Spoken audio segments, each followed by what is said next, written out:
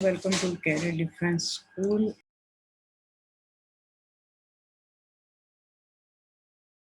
आज हम लोग जो हैं डिस्कस करेंगे all India Sainik school entrance exam 2018 का पेपर सोशल साइंस का।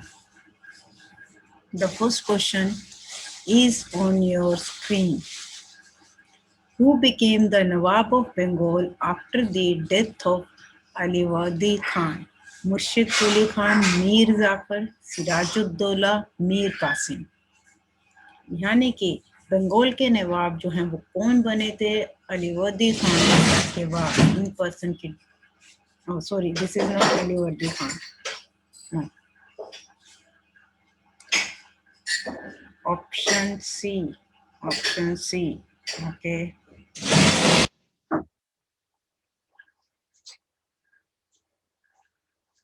यस, जो भी बच्चे ऑप्शन सी दे रहे हैं वो बिल्कुल करेक्ट हैं। और ये जो आप फोटो देख रहे हो ना, सिराजुद्दौला की फोटो है। देखिए इस टेबल को देख लेते हैं, इसमें पता चल जाएगा। मुर्शिद कुली खान जो थे वो नवाब के बंगाल रहे थे 1706 से 1725 तक। सुजाउद्दीन 1725 से 1739।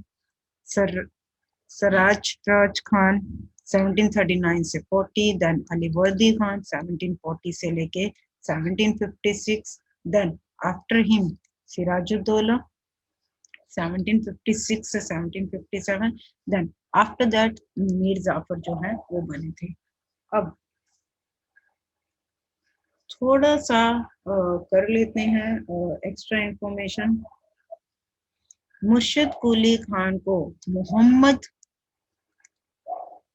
अदी के नाम से भी जाना जाता है और he was first nawab of Bengal. ये पहले जो हैं फर्स्ट नवाब थे ये बंगाल के, जैसा कि हमने करा। थोड़ी सी ना इनकी ना डेट्स फ्लक्चुएटिंग होंगी, अलग अलग जगह पर अलग अलग, तो इन डेट्स को देख लेना। पहले नवाब थे, इम्पोर्टेंट चीज इज दिस ऑफ बंगाल। और ये जो है ही वाज हिंदू बोर्न मुर्शिद कुली खान। नेक्स्ट आता है हमारा मीर जाफर। मीर जाफर जो हैं आपके मिलिट्री जनरल थे।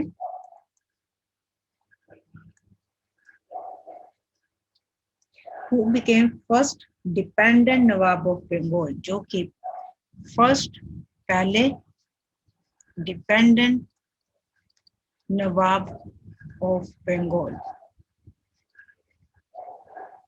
और ब्रिटिश ईस्ट इंडिया कंपनी। जो मीर जाफर है इन्होंने जो है ही serve as a commander of Bengali forces under Sirajuddaulah. Next हमारे आते हैं सिराजुद्दौला जो थे वो थे last independent nawab of Bengal.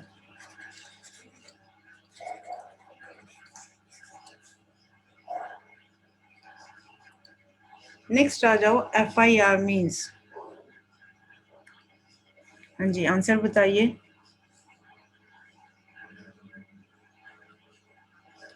FIR means ये RMS में भी करवाया था, काफी बार पूछा गया, सैनिक स्कूल में भी पूछा गया, तो क्वेश्चन सेम ही है। Yes, simple, that is first information report.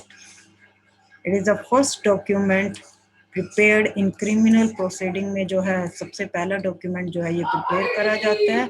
और under this that places on record the victim side की जो भी स्टोरी है वो इसमें जो है रिकॉर्ड जो है करी जाती है under FIR। How many MPs are elected to the Rajya Sabha? Answer this. अभी ये क्वेश्चन बहुत मजेदार पूछा है, बहुत ही मजेदार। आंसर देखते हैं। 272, 250, 245, 233। सारे के सारे ऑप्शंस डाल दिए इन्होंने। Now answer this. उन्होंने पूछा है कि इलेक्टेड मेंबर्स कितने हैं। 250 मैक्सिमम स्ट्रेंथ थी, तो ये कैंसिल होता है, यहाँ पर टोटल पूछे नहीं जा रहे हैं। देन इन्होंने 245 करंट, जिसमें से कि 233 स्टेट्स है। This is answer option D.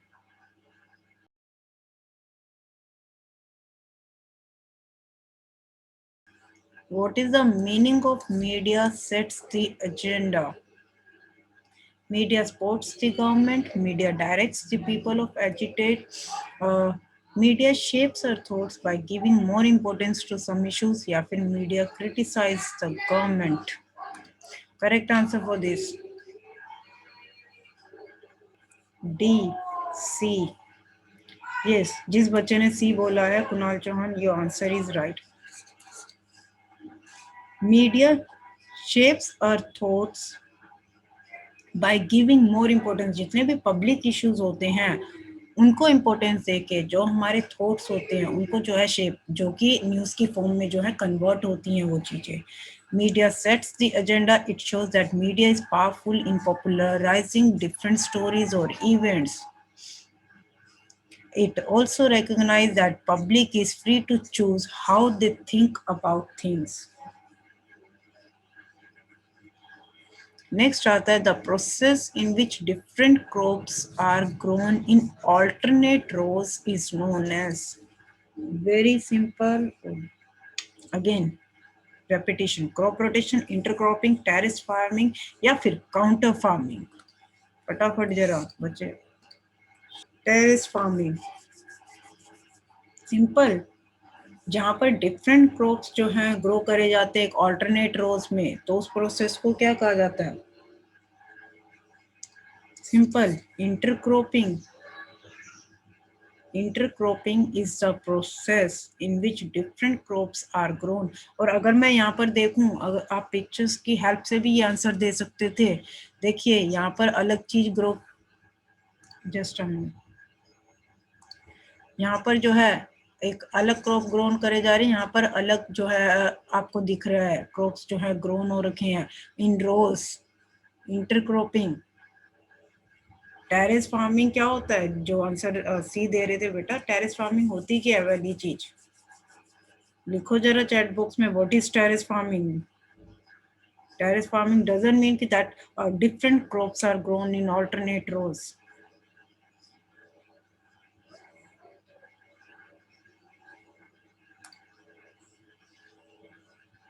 Yes, correct. That is step farming. देखिए, क्रॉप रोटेशन. क्रॉप रोटेशन जो आपको होता है, जहाँ पर कि सेम लैंड जो है यूज करी जाती है to grow different crops in successive years. जैसे कि क्रॉप रोटेशन का आप एग्जांपल देख सकते हो, यहाँ पर ये एक लैंड है, इस पे अलग अलग जगह पर जो है ये अलग अलग जो है ग्रो करी जा रही है. This is called your crop rotation. Next आपका आता है टेरेस फार्मिंग. इसमें जो है आपके स्टेप यूज करे जाते हैं under this.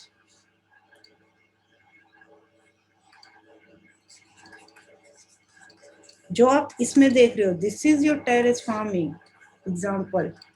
Terrace farming is this, under which steps that are built into the side of a mountain or hill, और each level पर, हर level पर जो है crops जो है grow करे जाते हैं. This is called your terrace farming. Next आता है हमारा last but not the least, this is your counter farming. ये आपका counter farming है. अब ये जो करा जाता है टू कंजर्व वाटर, वाटर को कंजर्व करने के लिए और प्रोटेक्ट सॉइल, ये एक स्लोपिंग फील्ड पे होता है, आप देख सकते हो इसमें. So this is your counter farming. इस पे जो है आपकी फार्मिंग एक्टिविटीज करी जाती है, like ploughing, planting, cultivating, harvesting. Which of the following statements are correct? Is or are Diwani is a right to collect revenue. Fauzdari Adalat refers to a civil court. Third option is Richard Wellesley implemented the subsidiary lines. So option A, B, C or D. Chat box में लिखिए answer for this. B, 1, 2 and 3. यानी कि तीनों की तीनों correct हैं as per Abhijit. A 3 means 1 and 3 are correct. B, A. Okay, different answer. The correct answer for this is Abhijeet का answer correct है, that is option C 1 and 3 only. अब इसमें इन क्वेश्चंस को अटेम्प्ट करने के लिए ना जो इस तरीके से आते हैं, वो 3 पॉइंट्स दे देते हैं, फिर पूछते हैं कि इसमें से कौन सा करेक्ट है कौन सा नहीं। इसमें आपकी नॉलेज होनी बहुत जरूरी है। दीवानी राइट्स जो हैं बिल्कुल करेक्ट है। ये जो है रेवेन्यू को जो है कलेक्ट करने के लिए जो है रखे गए थे। दिस स्टेटमेंट इज करेक्ट, जहाँ पर कि ब्रिटिश ईस्ट इंडिया कंपनी ने जो है जितना भी रेवेन्यू जितनी भी इनकम की वो सारे राइट्स जो है बैटल जीतने के बाद जो है अपने पास जो है रखे होते हैं इन्होंने। नेक्स्ट आपका आता है फौजदारी अदालत refers to a civil court, this is wrong. ये जो है आपकी it refers to magistrate court,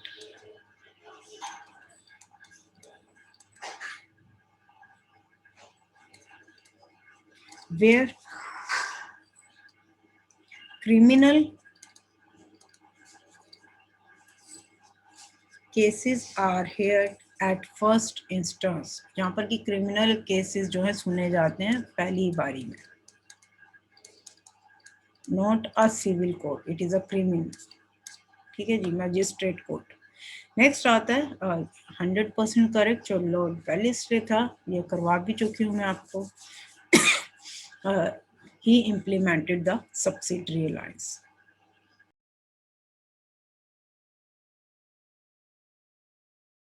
Next is which type of farming is practiced to meet the needs of farmers family? बिल्कुल same question.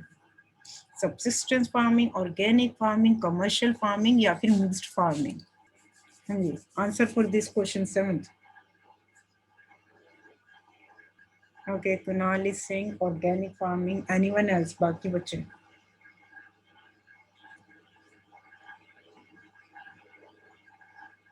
Commercial, Anant C,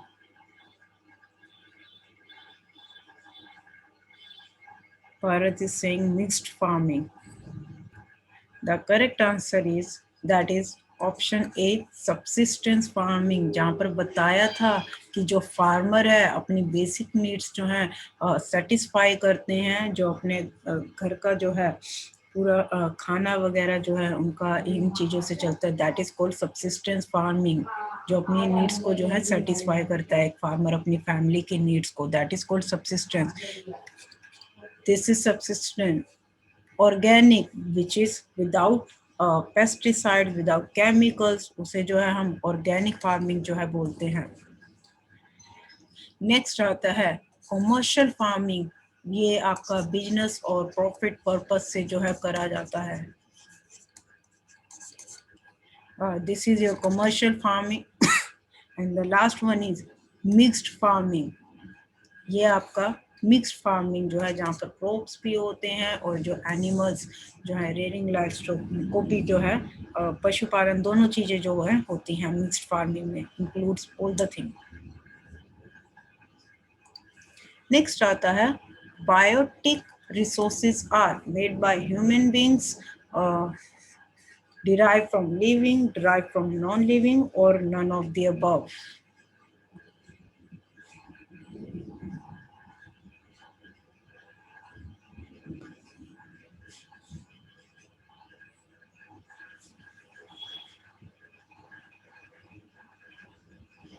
Simple. Option B, biotic resources that are derive from living things. कौन कौन से? जैसे plants हो गए, animals हो गए, fungus, bacteria, जिनमें जान होती है। और नॉन लिविंग कौन से होते हैं? Water, soil, air, light, minerals. Separation of religion from the state means communalism, democracy, secularism, all of these.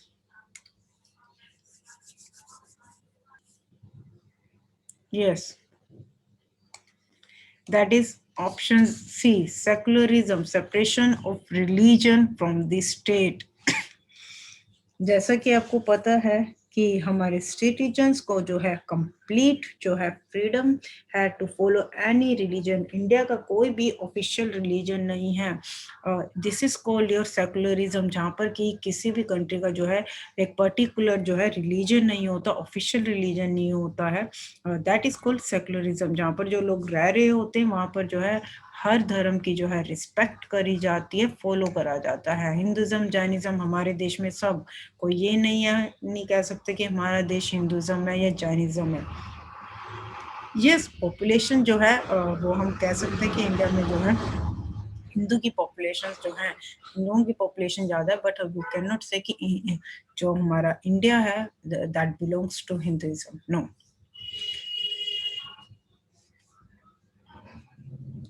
Democracy जहाँ पर कि लोगों के द्वारा जो है इलेक्ट करे जाते हैं, in which government of country is elected by people.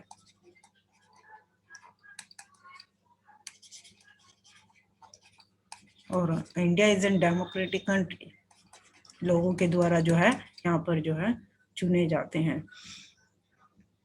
Next आता है कम्युनलिज्म, जहाँ पर कि एक पर्टिकुलरली लॉयल्टी दिखाई जाती है to the interest of one particular group, के एक पर्टिकुलर रिलीजन को। जैसे कि हम इस केस में कह सकते हैं कि Pakistan is an hardcore Muslim country. So कौमवाद जिसे बोलते हैं, जहाँ पर कौम्स चलती हैं प्रॉपर कंट्री में, so that is called communalism. A strong sense of loyalty to the interest of one particular group, एक पर्टिकुलर ग्रुप के तरफ ग्रुपिज्म करना।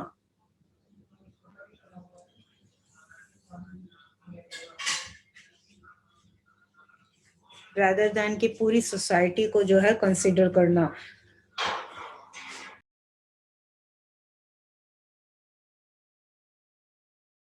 नेक्स्ट आता है arrange the following events of Indian freedom movement. Indian freedom movement के incorrect sequence from beginning to end, beginning से end, यानी कि सबसे पहले कौन सा हुआ था, फिर उसके बाद कौन सा हुआ था, उसके बाद कौन सा हुआ था। NCM, non cooperation movement, quit India movement, Rowlatt Satyagraha, the March to Dandi. फटाफट आंसर दीजिए जरा इसका। ये कह रहा सी, एक अनंत वन आंसर।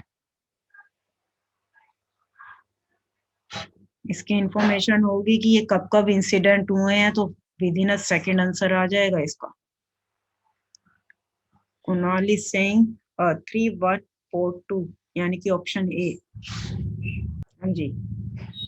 कब हुआ था NCM, non cooperation movement? That was between 1920 से लेके 1922 के बीच में। और हमारा जो क्विट इंडिया मूवमेंट हुआ था दैट वाज इन 1942। और Rowlatt Satyagraha that was Rowlatt वाला 1919 में हुआ था बाय महात्मा गांधी जी। महात्मा गांधी जी के द्वारा करा गया था 6 अप्रैल 1919। March to Dandi that was 12 March 1930। So as per this सबसे पहले हमारा आता है रॉलेट सत्याग्रह 3, देन उसके बाद हमारा 1 आएगा non cooperation movement, then 4 March to Dandi, and the next one is last 2 quit India movement. So as per this, that is option A is correct. Please, the Young Bengal movement was led by Swami Vivekanand, Keshav Chandra Sen, William Jones या फिर Henry Louis Vivian Thiroggio।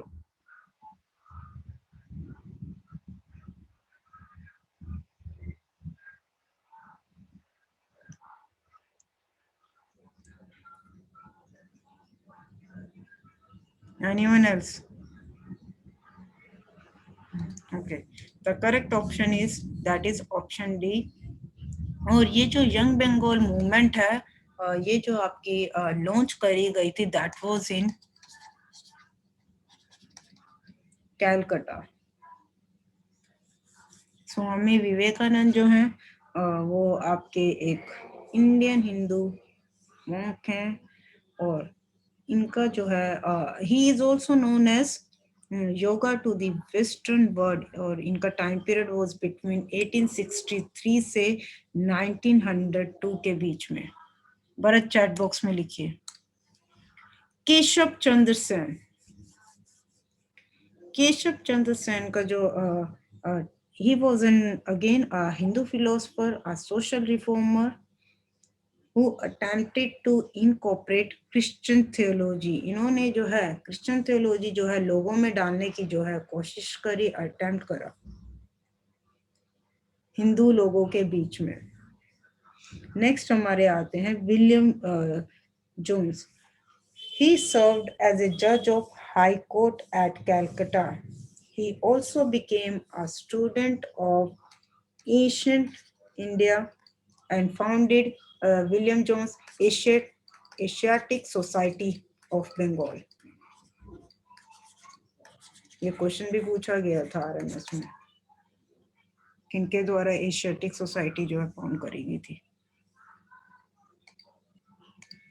Next आता है dash refers to the court declaring that a person is not guilty of the crime which he or she was tried for by the court।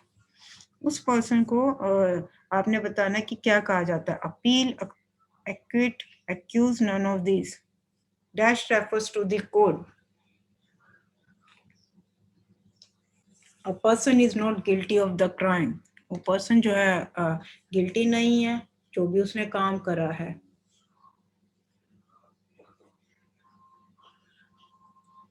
क्या बोला जाता है, answer this. देखिए appeal means rethinking of the decision, पुनर्विचार करना। For example जैसे कि हम लोअर कोर्ट में जो है लोअर कोर्ट में जब भी कोई केस कर आता है और एक इंडिविजुअल जो है उसके आंसर से सेटिस्फाई नहीं होता, उसकी जजमेंट से सेटिस्फाई नहीं होता है, तो उसको एक राइट होता है कि वो जो है हायर कोर्ट्स में जो है अपील कर सकता है, चाहे वो हाई कोर्ट में जाए चाहे वो सुप्रीम कोर्ट में जाए, किसी में भी। सो वहां पर क्या होता है कि वो पर्सन अपील करता है, यानी कि उसके डिसीजन को जो है दोबारा से उन कोर्ट्स के द्वारा जो है पुनर्विचार करा जाता है। That is called appeal. Equity होता है आपका किसी को बरी कर देना, अपराध मुक्त करना, ठीक है जी, this is called acquit. Accuse होता है किसी को अपराधी ठहराना। अब बताइए क्या आंसर आएगा। So that is on your screen now, answer this। That is option B। Next आता है cultivation on planters on land was referred to as। cultivation on planters on land was referred to as roti, Mahalwari, बताएदारी और नीज। हाँ जी 13th का answer B. Okay Anant is saying C और B. One answer भाई, एक answer दीजिए।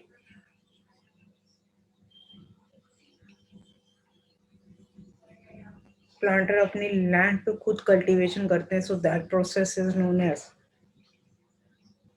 चलिए the correct answer for 13th question is that is option D, नीज। देखिए अंडर दिस कल्टीवेशन आपकी जो होती है ऑन पीजेंट